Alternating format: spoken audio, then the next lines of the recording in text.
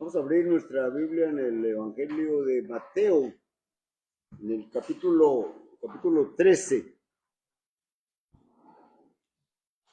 Y nuestra lección en esta mañana es Jesús enseña por parábolas. Capítulo 13 del Evangelio de Mateo.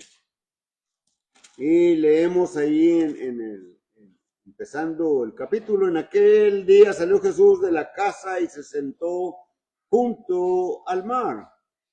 Y vino mucha gente y se puso en la playa, y el Señor se subió a una barca y de allí empezó a enseñarles. Versículo 3: les habló muchas cosas por parábolas, diciendo: he aquí el sembrador salió a sembrar. Y mientras sembraba, parte de la semilla cayó junto al camino, y vinieron las aves y la comieron. Parte cayó en pedregales donde no había mucha tierra, y brotó pronto, porque no tenía profundidad de tierra. Pero salió el sol, se quemó, y porque no tenía raíz, se secó. Parte cayó entre espinos, y los espinos crecieron y la ahogaron. Pero parte cayó en buena tierra, y dio fruto a 100, cual a 60 y cual a 30 por uno. El que tiene oídos para oír, oiga. Mateo y Marco y Lucas, ¿verdad?, no están en este mismo tema, pero pareciera que los apóstoles aquí en Mateo interrumpen al Señor y le preguntan. En el versículo 10 le dicen, acercándose a sus discípulos, le dijeron: ¿por qué les hablas por parábolas? En Lucas y en Marcos ahí se menciona que fueron ya cuando estaban solos, le preguntaron a Jesús: ¿por qué les enseñas por parábolas? Y la respuesta en el versículo 11 les dice: porque a vosotros os es dado el saber los misterios del reino de los cielos, mas a ellos no. Pareciera que había allí un cortamiento, ¿verdad? Pero va a explicar el Señor, recordando al profeta Isaías, ¿verdad? Allá en el profeta Isaías, capítulo 6, versículos del 9 al 10, allí habla de que es engrosado el corazón, agrava en los oídos y cierra los ojos, ¿verdad? Engruesa su corazón para no entender, ¿verdad? Y agrava sus oídos para que no oigan, y cierra sus ojos para que no vean lo que Dios está haciendo por el hombre. Este juicio de Dios, ¿verdad?, el endurecimiento de ellos, es el castigo, o a ese castigo hay uno mayor, ¿verdad?, porque no les permite entender, pero no es por causa de que Dios no quiera, sino la causa de este endurecimiento siempre será la voluntad rebelde del hombre. Cuando se trae el evangelio, cuando se predica el evangelio, cuando se quiere que se crea, que se obedezca, y se obedezca en todas sus consecuencias: arrepentirse, creer en Jesús, bautizarse, ¿verdad? La gente se cierra, la gente no quiere hacer estas cosas, y es lo mismo que está pasando allá con el profeta Isaías. Y siempre miramos en las escrituras cómo la palabra de Dios endurece el corazón de las gentes para que no hagan aquello que se les está exhortando. Ustedes recuerdan a Moisés cuando llegó con el faraón. Dice Jehová: deja ir a mi pueblo a un lugar que yo te voy a mostrar. Y pregunta: ¿y quién es Jehová? ¿Quién es Jehová tu Dios? Yo no lo conozco, no lo voy a dejar ahí. Y a pesar de todo lo que pasa, el faraón siempre se mantuvo rebelde a la voluntad divina. Y lo mismo pasa hoy. Y lo mismo pasó allá en tiempos de nuestro Señor Jesucristo. Y después, cuando la iglesia fue edificada por el Señor en Jerusalén, años después, la gente empezó a actuar de esta manera. Y la causa de este endurecimiento, repito, es la voluntad rebelde del pueblo. Pero recordemos que el único objetivo o el único propósito de la predicación de la palabra es de acuerdo o conforme al amor que Dios tiene para con el hombre, porque quiere que el hombre se salve. Segunda de Pedro capítulo 3, versículo 9, leemos allí, el apóstol Pedro escribe, no queriendo que ninguno perezca, en la parte final del versículo, no queriendo que ninguno perezca, sino que todos procedan al arrepentimiento. Todos procedan al arrepentimiento. Y el apóstol Pablo, en su segunda carta a los Corintios, el capítulo 2, y versículos 15 y 16, dice, porque para Dios somos grato olor de Cristo. Somos, ahí está hablando del cristiano, de los que han obedecido. Dice, en los que se salvan y en los que se pierden, a esto ciertamente olor de muerte para muerte, y a aquellos olor de vida para vida. Y para estas cosas, ¿quién es suficiente? El Evangelio es cortante, está diciendo, si no lo obedeces vas a perecer, pero Dios tiene misericordia de ti y te da oportunidad, y como leímos ahí en la segunda carta de Pedro 3:9, ¿verdad? El Señor tiene paciencia del hombre. Entonces, ¿por qué les hablas en parábolas?, le preguntaron al Señor. Porque dice en el versículo 11, porque a vosotros os es dado saber los misterios del reino de los cielos, mas a ellos no les es dado.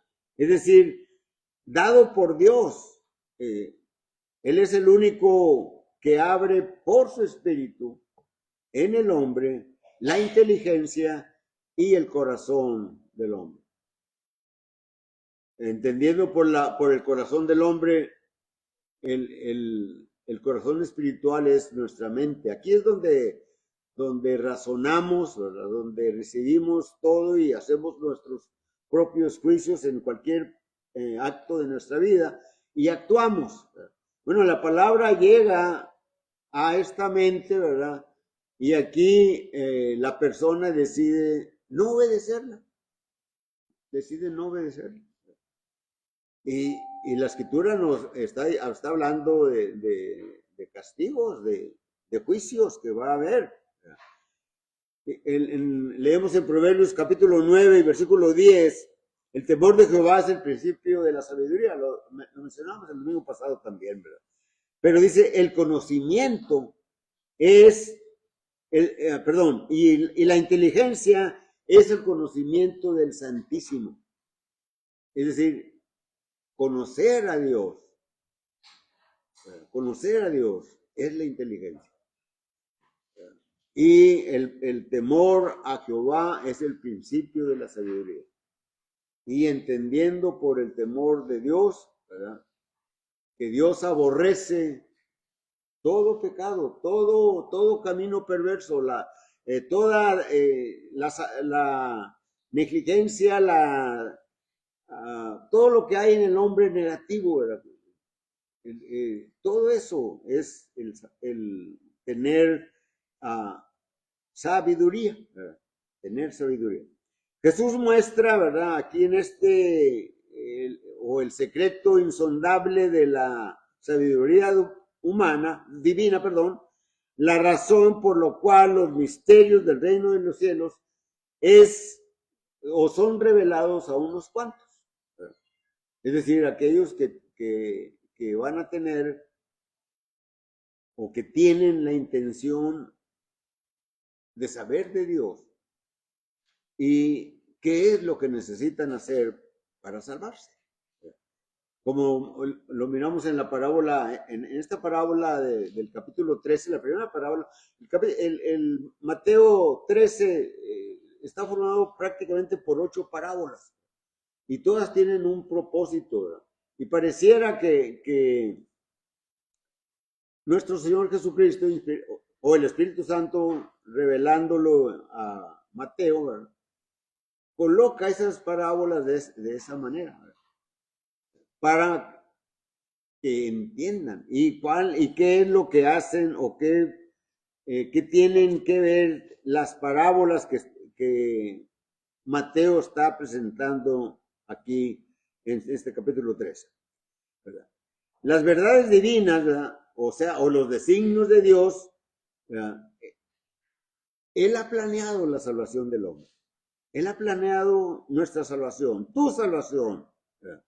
Ese designio, ¿verdad?, es principalmente el reino de los cielos, ¿verdad?, que más adelante el Señor lo va a establecer ahí en Jerusalén, o lo que es lo mismo, la iglesia la va a edificar en ese Pentecostés después de que Él vaya a morir en la fiesta de la Pascua, ¿verdad? Sí, entonces el reino de los cielos se va a establecer o será establecido cuando el Señor está diciendo estas cosas, ¿verdad? Y dice Romanos, o leemos en Romanos capítulo 16 y versículos 25, dice, y al que puede conformarse según su evangelio, según mi evangelio y la predicación de Jesucristo, según la revelación del misterio que se me ha dicho, o que se ha mantenido oculto desde tiempos eternos, ¿verdad?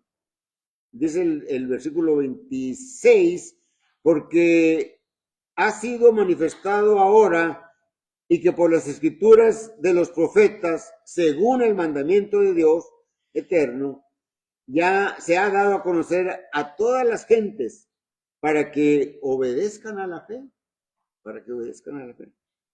Y el versículo 27 dice, al único y sabio Dios sea gloria mediante Jesucristo para siempre. Amén.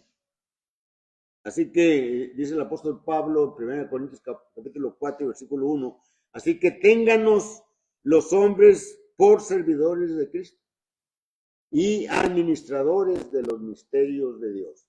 Entonces, cada maestro, cada cristiano, cada persona que lleva una lección a alguien que no conoce de las Escrituras, es un administrador, o somos un administrador. Así que en la mañana nos trajeron la clase y estuvimos atentos, estuvimos mirando algunas cosas que no habíamos visto o que las habíamos visto tiempo atrás, ¿verdad? Pablo escribe a los Efesios en el capítulo 3 y versículo 3 en delante, dice que por revelación, escribe el apóstol Pablo,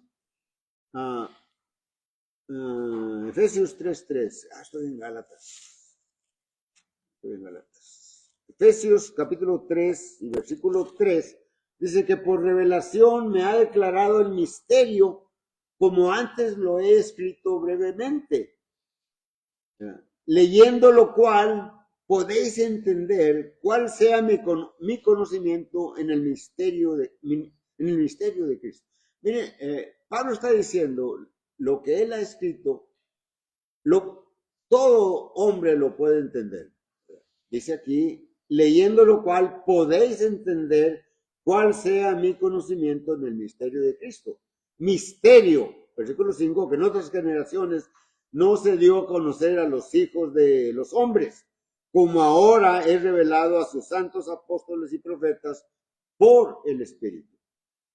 Que los gentiles son coherederos, ese es el misterio, y miembros del mismo cuerpo y copartícipes de la promesa en Cristo Jesús por medio del Evangelio, del cual yo fui hecho ministro por el don de la gracia de Dios que me ha sido dada según la operación de su poder. Entonces, regresemos a Mateo capítulo 13 y miremos allí lo que Mateo, el apóstol del Señor, escribe en estas 8 parábolas. Y en primer lugar, las parábolas nos hablan y nos dicen del origen del reino de los cielos. Nos hablan de la naturaleza del reino de los cielos. Nos hablan del crecimiento del reino de los cielos. Nos hablan de la propagación del reino de los cielos. Y nos hablan de su propósito que tiene, ¿verdad?, el reino de los cielos para nosotros. También nos hablan de juicios, ¿verdad?, juicios definitivos, ¿verdad?, de aquellos que rechazan a Cristo y a su reino. Muchos, y la inmensa mayoría rechazan a Cristo. Y esto ha sido normal, por decirlo de una manera, a través de los siglos, desde el inicio de la iglesia. Recuerden ustedes que hemos oído y les he mencionado, ¿verdad?, el apóstol Juan, cuando empezaron los peligros para la iglesia allá en Asia, ¿verdad?, donde se inició ese movimiento gnóstico, ¿verdad?, gnóstico, es decir, del conocimiento, ¿verdad? Por eso el apóstol Juan escribió su evangelio. Dicen algunos que probablemente allá por el año 90 después de Cristo, ¿verdad? Y en la parte final del evangelio de Juan, en el capítulo 20, versículo 22, me parece, ¿verdad?, dice, hablando de los milagros, de las señales, hizo el Señor Jesús además otras muchas señales que no están escritas en este libro. Dice el apóstol, hizo el Señor en presencia de sus discípulos muchas señales, ¿verdad?, que no están escritas en este libro, pero las que están escritas para que creáis que Jesús es el Cristo y para que creyendo en Él tengáis vida eterna. Y ese es el propósito de las parábolas cuando el Señor habló a aquellas gentes allá en Galilea, en el mar de Galilea, estando en la playa, ¿verdad? Él se subió a una barca y de allí empezó a hablarles por parábolas. ¿Sí? Entonces, estas parábolas siguieron al enfrentamiento que Jesús tuvo con las autoridades judías, con el Sanedrín, ¿verdad? Entonces, por eso el Sanedrín estaba reacio a aceptar a Jesucristo, ¿verdad? El Sanedrín, ¿verdad?, las autoridades judías buscaban cómo perder a Jesucristo, es decir, cómo matarlo, ¿verdad? Primero tenían curiosidad y luego después miraron todo lo que hacía y lo vieron, en lugar de verlo como el enviado de Dios, lo vieron como un enemigo. Y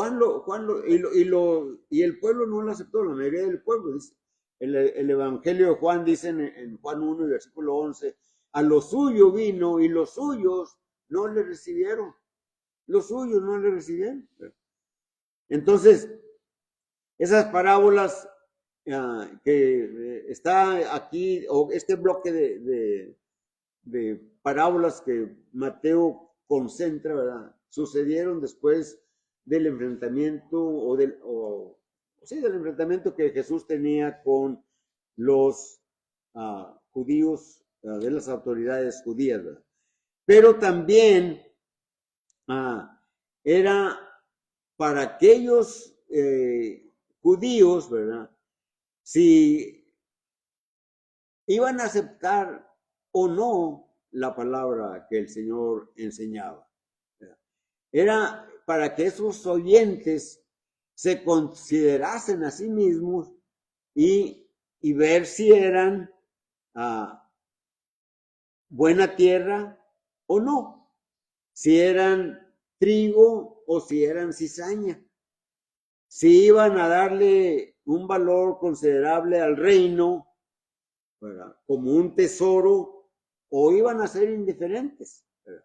Todo eso lo miramos allí en las 8 parábolas que están allí en Mateo 13, ¿verdad?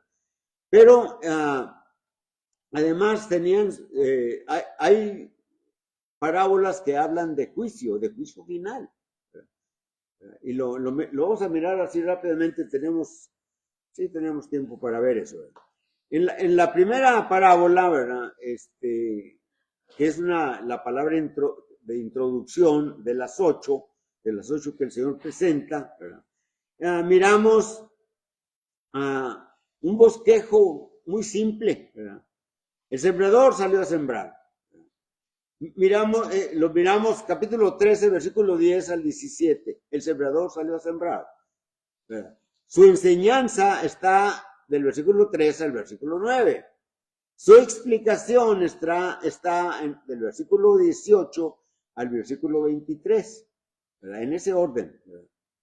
El sembrador, ¿verdad?, Mateo 13, versículo 10 al 17, su enseñanza, versículo 3 al 9, su explicación, versículo 18 al versículo 23. ¿Qué aprendemos de eso?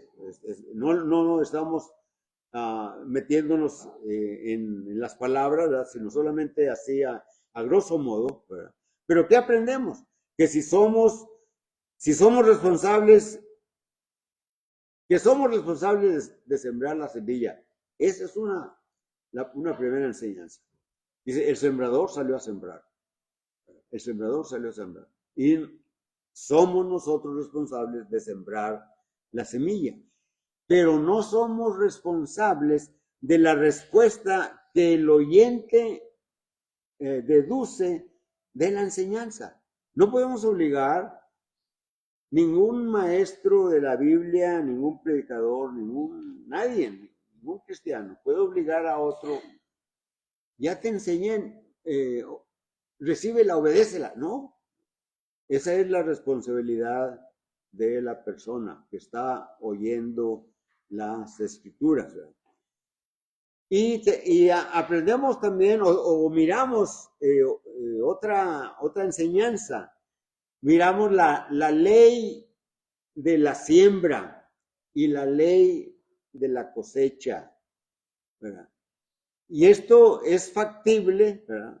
Sembrar y cosechar también es posible no solamente es posible en lo físico, sino que también en lo espiritual, ¿verdad? El apóstol Pedro, en 1 Pedro, el versículo 3 y en el versículo 22, ¿verdad?, o 23, ¿verdad?, está hablando de la palabra de Dios, del evangelio, como una semilla. En el versículo 3, bendito sea el Dios el Padre de nuestro Señor Jesucristo, que nos hizo renacer para una esperanza viva por la resurrección de Jesucristo de entre los muertos.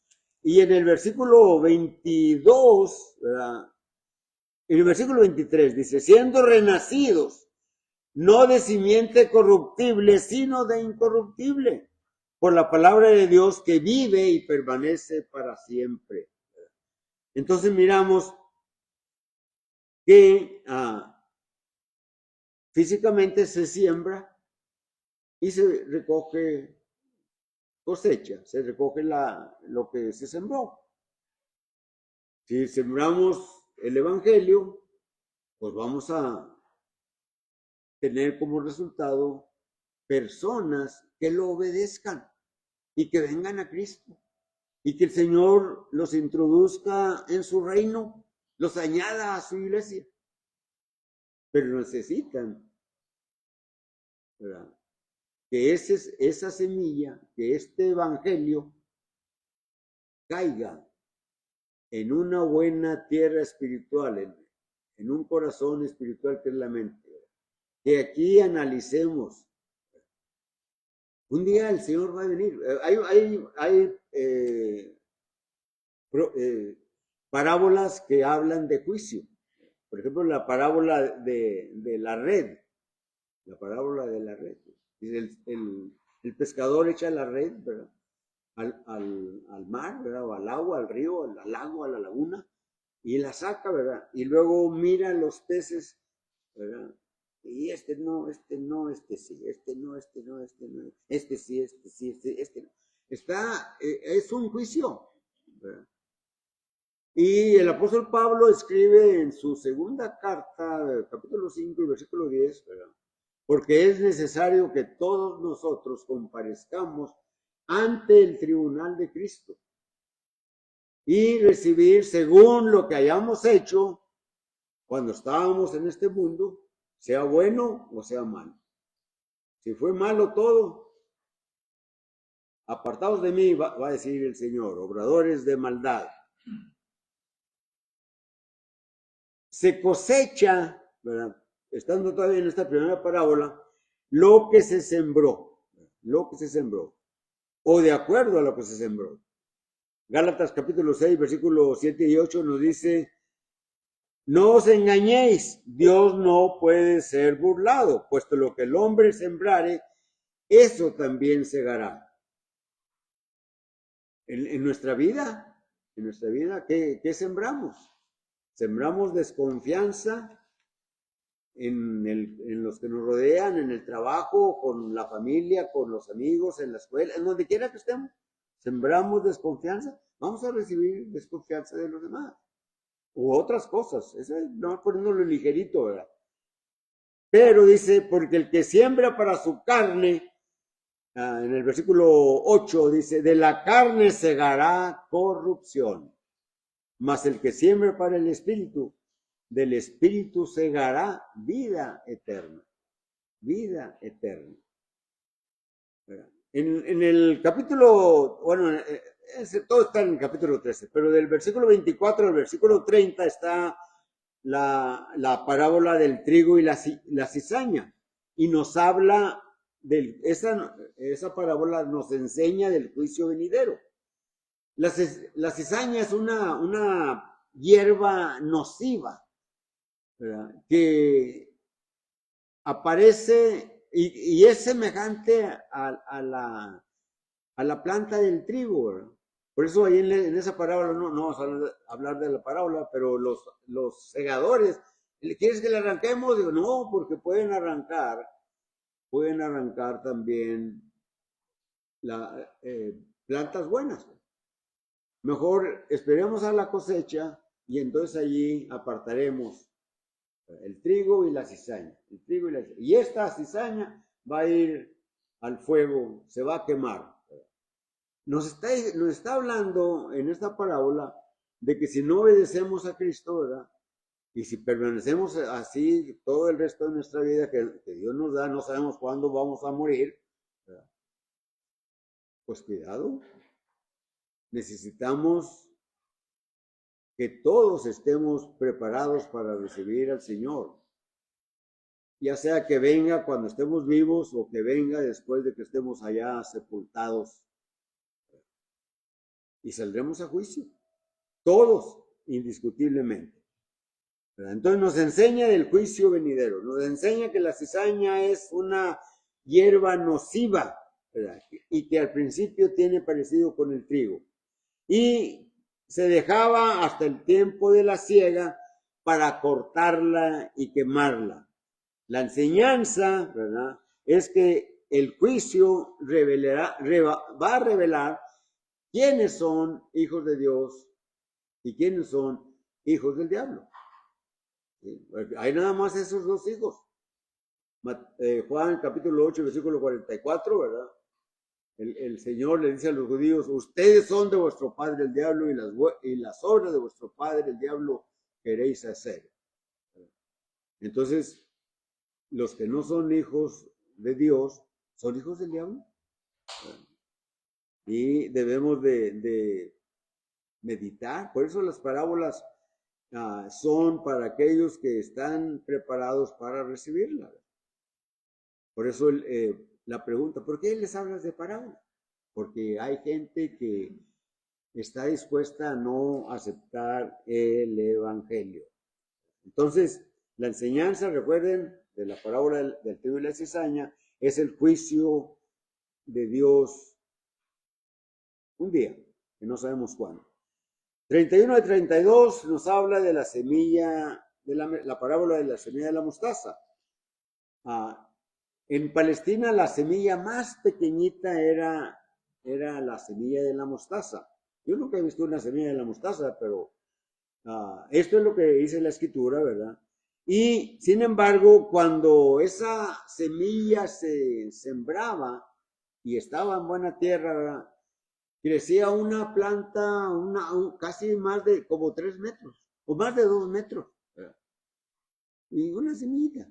Y nos enseña, ¿verdad?, que el reino de los cielos se inició muy pequeñito, ¿verdad?, allí en Jerusalén, la iglesia. Y luego se expandió, creció a todo el mundo de aquel tiempo, que era el Imperio Romano, que comprendía toda Europa, las Islas Británicas, el norte de África, Asia Menor, Palestina, Arabia. Entonces, todo eso dominaban los romanos, y allí en esos lugares se predicó el Evangelio. Entonces, empezó en Jerusalén, pero creció y sigue creciendo a través de las edades. Entonces, la enseñanza es que el reino de los cielos es pequeño en su origen, ¿verdad?, pero después crece, ¿verdad? Yo recuerdo cuando mi suegro inició una congregación, primero en una casa de unos hermanos, ¿verdad? Y luego ya él rentó una casa donde iba a vivir, y allí empezó en su casa, ¿verdad? Y yo también fui allí por obvias razones que no voy a decir, ¿verdad? Pero después compraron un terreno, se compró un terreno y se edificó allí un templo. Y luego, pues había más de 100, no sé cuántos había, más de 100, estaba lleno ese lugar, ¿verdad? Y empezó pues prácticamente nada más con la familia, ¿verdad?, con mis suegros, bueno, todavía no eran mis suegros, ¿verdad?, pero sus hijos todavía ni tampoco eran miembros de la iglesia, y después se bautizaron, y una tía, una hermana de mi suegro. Eran todos, y yo. Y luego después creció. Así es la semilla de la mostaza, ¿verdad? Entonces, en el versículo, estábamos hablando, en el versículo 33, la levadura. La levadura en las escrituras siempre se asocia con el mal, ¿verdad? Pero más que nada, lo que la enseñanza es la influencia que tiene la levadura en la masa, ¿verdad? Y se le pone una pequeña parte de levadura en no sé, una bolota así de masa, ¿verdad? Y la levadura se extiende dentro de esa masa, ¿verdad?, y hace su influencia, ¿verdad? Entonces, Jesús usa la levadura en su característica de influencia, ¿verdad? Y miramos cómo el Evangelio se extiende, ¿verdad?, por la influencia, por los hermanos, por la labor que hacen los hermanos. En la parábola en el capítulo 13, el versículo 44 es una parábola, y el 45 y 46 es otra parábola, pero tratan del valor de la iglesia. Allí así a grandes rasgos, un hombre está acabando y no ve un tesoro y cubre todo, ¿verdad?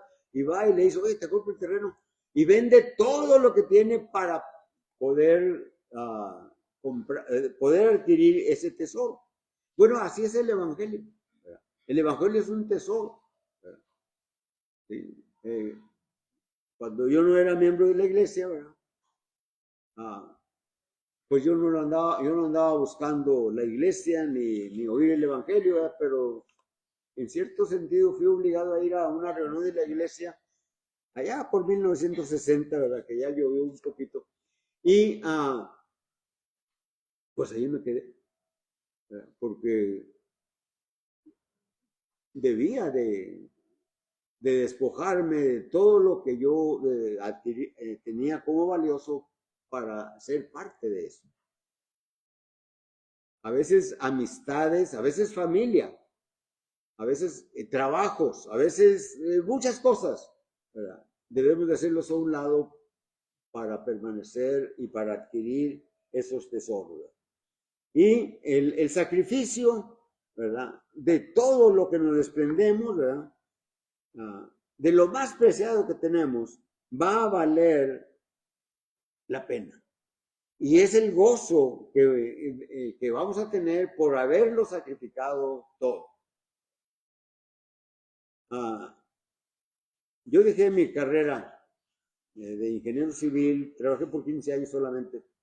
Me invitaron a predicar el evangelio y una tía me decía, ¿qué hiciste? ¿Cómo que ahora vas a andar ahí hablando? Sí, tía, pero pues, me gusta hablar de la Biblia, ¿verdad? Es lo más, no necesariamente tenemos que ser predicadores, ¿verdad? Pero sí ser miembros de la iglesia de Cristo, ¿verdad? Y la última parábola, capítulo, versículos 47 y 50, la red, ¿verdad? Nos habla allí de un juicio también, de lo que tiene que ver con el juicio final, ¿verdad? Los fieles del reino y los que no son fieles, ¿verdad? En la red están todos, ¿verdad? Porque dentro de la iglesia hay cristianos fieles y hay cristianos que no son fieles. Y entonces debemos de qué nos está diciendo esta parábola. Y el versículo 51 al 52 dice, las cosas viejas que el escriba adopto, es decir, aquel que ha adquirido más conocimientos que los ordinarios, ¿verdad? Saca del conocimiento de la ley el escriba las buenas cosas. Y en el Antiguo Testamento está nuestro Señor Jesucristo. El Señor Jesucristo, Juan 5:39, dice, escudriñad las escrituras, porque en ellas os parece que tenéis la vida eterna.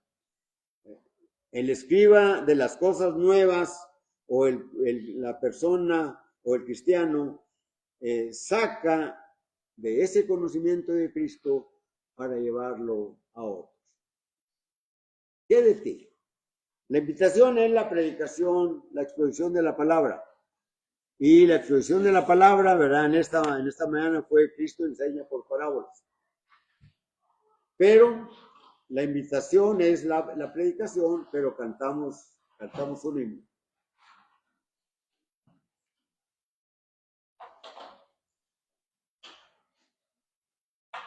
Número 33.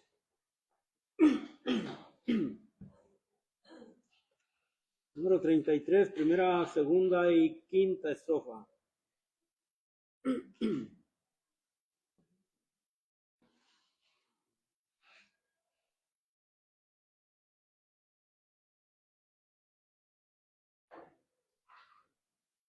Entonemos.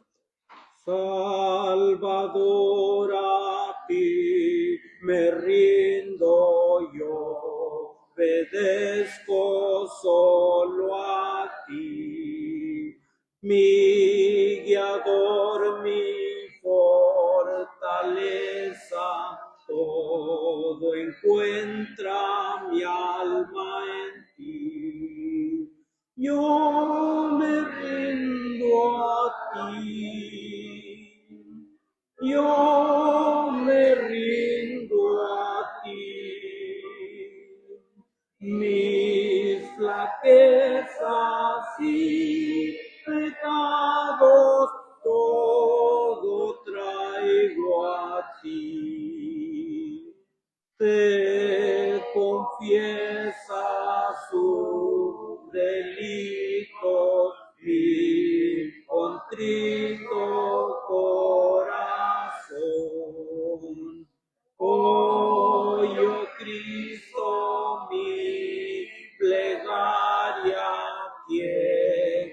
en ti tener perdón. Yo me rindo a ti,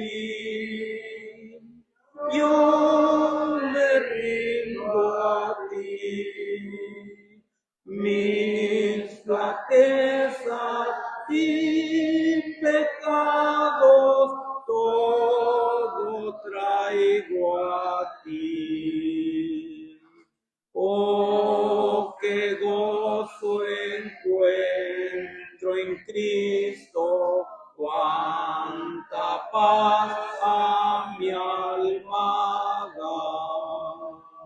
Yo a su causa me consagro y su amor mi amor será. Yo me rindo a ti, yo me rindo a ti, mis flaquezas y pecados todo traigo a ti.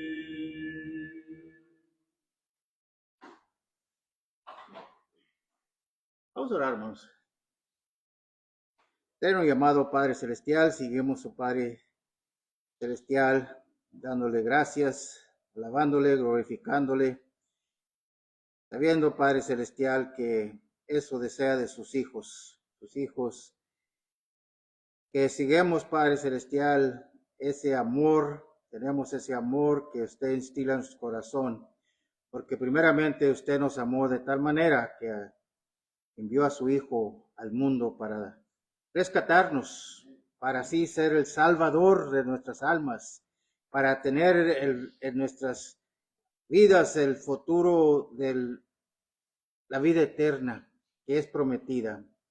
Padre, gracias por su palabra, gracias por las parábolas que hallamos en su escritura, la sencillez, Padre Celestial, donde explica temas sobre el reino, la iglesia, con una sencillez, Padre Celestial, que con un corazón bueno, donde y cuando se siembra la semilla de tu palabra en los corazones, pueda producir fruto que dé así ganancia para su reino. Ayúdenos, Padre Celestial, siempre tener eso en mente, que salgamos, que anunciemos, que demos fruto en esa promesa de la vida eterna.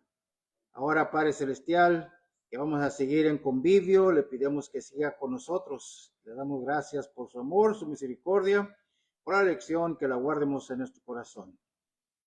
Sabemos que su palabra nos hace sabios para la salvación.